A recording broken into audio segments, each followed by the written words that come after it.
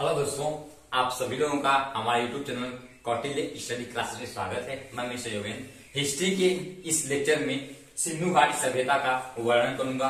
अब हम लोग देखेंगे सिंधु घाटी सभ्यता। सिंधु घाटी सभ्यता की जो खोज हुई थी वो सबसे पहले 1921 में दयाराम साहनी के द्वारा हुई थी।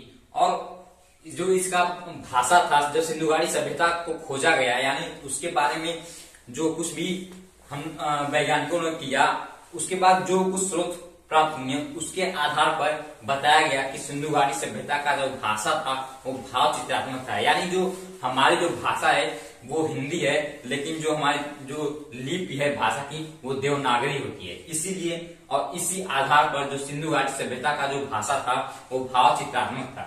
उसके बाद जो सिंधु घाटी सभ्यता की जानकारी सबसे पहले वैज्ञानिक चार्ल्स मैसन ने दिया था कि यहाँ पे सिंधु घाटी सभ्यता है, जो कि सिंधु नदी जो आपका जो यहाँ से जो चाइना से और यहाँ तक पूरा चला आता है, वहाँ उस नदी पर जो जो भी स्थल प्राप्त हुए उसको सिंधु घाटी सभ्यता के नाम से बोल दिया गया।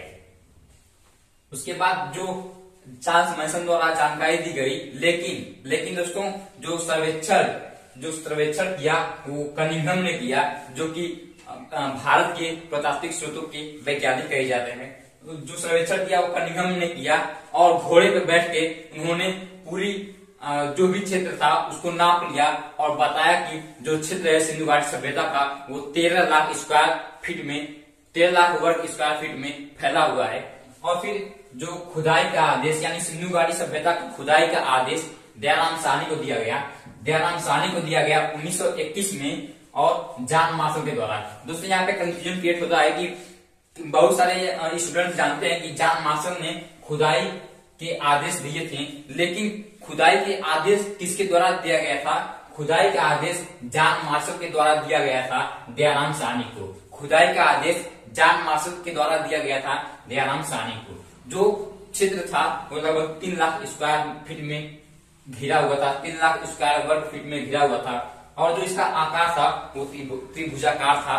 और जो आपका सर्वाधिक भाग है, जब सिंधु घाटी सभ्यता के बारे में जाना गया तो पता चला कि सिंधु घाटी सभ्यता में लगभग 350 स्थल प्राप्त हुए। छोटे बड़े स्थल मिला के 350 स्थल प्राप्त हुए, लेकिन ज्यादा से ज्यादा क्षेत्र आपका गुजरात में पाया गया और कुछ पाकिस्तान के मेहरगढ़ और सुत्का के जो कि बलूचिस्तान में स्थित है वहां पे पाया गया। दोस्तों जब सिंधु घाटी सभ्यता की दयाराम साहनी द्वारा जो खोज हुई और उसके बाद जो लेबर थे वो जब सिंधु घाटी सभ्यता में जो दीवार या जो भी उस समय दिखते थे वो आधे जमीन के ऊपर और आधे जमीन के नीचे दिखते थे। तो जो वैज्ञानिकों द्वारा कहा गया मजदूरों से कि आप इनको खोदते रहिए, तो उन लोगों ने खोदते गए, नरम मिट्टी पाई। हाँ, तो जो नरम मिट्टी को खोदते गए और जहाँ पे कड़ा दिखा वहां पे छोड़ते गए, नरम मिट्टी खोदते गए, कड़ा मिट्टी छोड़ते गए। तो जो प्राप्त हुआ बाद में, और जो जॉन मार्शल और कनिंघम वगैरह द्वारा जब देखा गया ऊंचाई स्थान से, यानी जहाँ पे आपका खुदाई चल रही थी वहां से कुछ दूर पर कहीं ऊंचाई से जो देखा गया तो पता लगा गया कि यह एक नगर है। जो नगर थी वहां पे जो सड़क थी वो आपका 90 डिग्री एंगल पे घूमी हुई थी। जो कि सड़क थी वो आपका 90 डिग्री एंगल पे घूमी हुई थी। और जो यहाँ पे जो घर थे वहां पे जो प्रवेश द्वार बना हुआ था वो सड़क पे न निकल के सड़क के अलग बलग निकले हुए थे। कि इसलिए अलग बलग निकले हुए थे कि कभी भी छोटे बच्चे खेलते कूदते समय सड़क पे ना आ जाएं। और जो यहाँ पे नाली देखी गई, यानी जो नाली देखी गई वो अंडरग्राउंड नाली थी, जो कि यहाँ पे सड़क के किनारे अंडरग्राउंड नाली बनी हुई थी और 90 डिग्री एंगल पे वो भी घूमी हुई थी। दोस्तों जो भी स्थल पाए गए वो हर एक नदी के किनारे पाए गए। जो भी स्थल पाए गए सिंधु घाटी सभ्यता के वो हर एक नदी के किनारे पाए गए। लेकिन दोस्तों जब बाद में पता चला कि यह सभी नदी सहायक नदी है सिंधु नदी के, तो सभी स्थलों को सिंधु घाटी सभ्यता बोल दिया गया। तो जो क्वेश्चन पूछा जाता है या पूछते हैं वो ये होता है कि पश्चिम में जो सिंधु घाटी सभ्यता है वो उसका जो अंतिम छोर है वो पश्चिम में आपका सुत्का गेंडोर आएगा जो कि बलूचिस्तान में स्थित है। और दक्षिण में जो अंतिम पॉइंट आएगा सिंधु घाटी सभ्यता का वो आपका डैमाबाद जो कि महाराष्ट्र में स्थित है। और जो उत्तर में यानी जो कश्मीर साइड है वहां पे जो अंतिम छोर आएगा सिंधु घाटी सभ्यता का वो आपका मांडा जो कि कश्मीर में स्थित है और आलमगीरपुर होते हुए वो आता है। एग्जाम में क्वेश्चन पूछता है कि कौन सा ऐसा दिशा है जहां पे सिंधु घाटी सभ्यता का कोई भी असर नहीं पाया गया। तो जो आपका दिशा है वो आपका पूर्व साइड चला जाएगा। जो ये सब स्थल पाए गए वो जब देखा गया तो पता चला कि जो भी स्थल हैं यानी जो आपका सुक्का गेंडोर, मांडा, आलमगीरपुर और डैमाबाद यह अंतिम छोर है सिंधु घाटी सभ्यता के। और जब इनको मिलाया गया तो पता पाया गया कि यह त्रिभुजाकार बनते हैं। तो वैज्ञानिकों द्वारा कह दिया गया या पुरातत्व वैज्ञानिकों द्वारा कह दिया गया कि सिंधु घाटी जो सभ्यता है वो एक त्रिभुजाकार आकार की आकृति थी। दोस्तों यहाँ पे इनको याद करने के लिए एक ट्रिक हम लोगों ने बना है कि सम यानी जोड़, सम ऐड और डच है पर भारत में नहीं। सम ऐड डच है पर भारत में नहीं, यहाँ भारत में नहीं उसको काट देंगे। सम ऐड डच है पर भारत में नहीं। आपका जो सम है वो सुक्का गेंडोर चला आएगा और जो आपका यम है यानी म है वो मांडा कश्मीर में हो जाएगा।